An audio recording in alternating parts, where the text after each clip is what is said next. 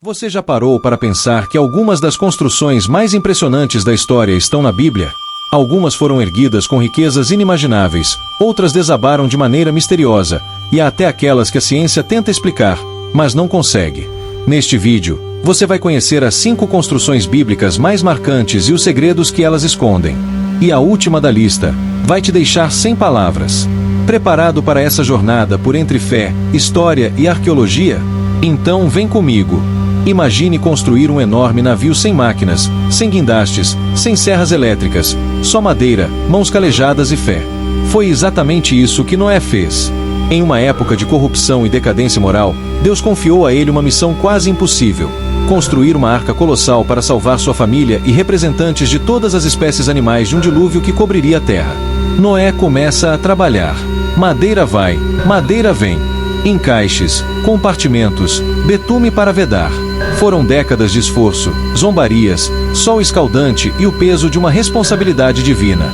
A arca media cerca de 135 metros de comprimento, 22 metros de largura e 13 metros de altura, quase o tamanho de um navio cargueiro moderno. Tudo isso feito com ferramentas rudimentares. Agora, pare e pense: como ele conseguiu? Como organizou os animais? E será que realmente existiu um dilúvio tão devastador? Geólogos já encontraram vestígios de uma grande inundação na região da Mesopotâmia. E mais, em 1959, um piloto turco avistou no Monte Ararat uma formação semelhante ao casco de um navio. Desde então, muitas expedições foram feitas e encontraram indícios surpreendentes. Será essa a verdadeira Arca de Noé? A ciência ainda debate, mas a fé segue firme. Agora imagine uma cidade cercada por muralhas tão espessas que pareciam invencíveis. Essa era Jericó. Mas, segundo a Bíblia, suas muralhas caíram não com armas, mas com trombetas e gritos de fé. Seria possível? Os israelitas marcharam ao redor da cidade durante 7 dias, e no final, ao som das trombetas, as muralhas ruíram. Arqueólogos como Kathleen Kenyon escavaram a antiga Jericó e descobriram vestígios de um colapso súbito, como se as paredes tivessem caído de dentro para fora. Coincidência? Terremoto? Talvez.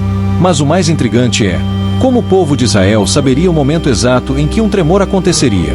Seguimos agora para uma construção que simbolizava a presença de Deus, o majestoso Templo de Salomão. Suas paredes eram revestidas de ouro puro, e o local escolhido foi o Monte Moriá, o mesmo onde Abraão quase sacrificou Isaque. Tudo foi feito com precisão: madeira de cedro do Líbano, pedras talhadas em silêncio, decoração com querubins e flores. No centro, o Santo dos Santos, onde ficava a Arca da Aliança. Após 7 anos de construção, Salomão orou, e então uma nuvem gloriosa encheu o templo. O fogo desceu do céu. Era o sinal: Deus aceitava aquela casa como morada. Mas há outra construção que marcou a história: a Torre de Babel. Imagine uma humanidade unida, falando a mesma língua e decidida a construir uma torre até o céu.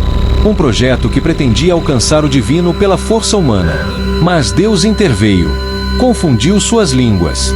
Ninguém mais se entendia, e a construção foi abandonada.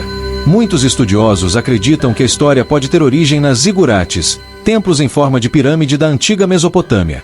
A mais famosa é Etemenanquim, na Babilônia. Seu nome: a casa que liga o céu e a terra. Coincidência? E agora, prepare-se para conhecer o segundo templo de Jerusalém. Após o exílio na Babilônia, os judeus voltaram para reconstruir o que haviam perdido. Era menor, mais simples, sem a Arca da Aliança. Muitos choraram de tristeza. Mas Deus fez uma promessa: a glória desta última casa será maior do que a da primeira. Séculos depois, o rei Herodes ampliou o templo, tornando uma das maiores maravilhas da antiguidade. Lá, Jesus ensinou, confrontou os comerciantes e anunciou sua destruição.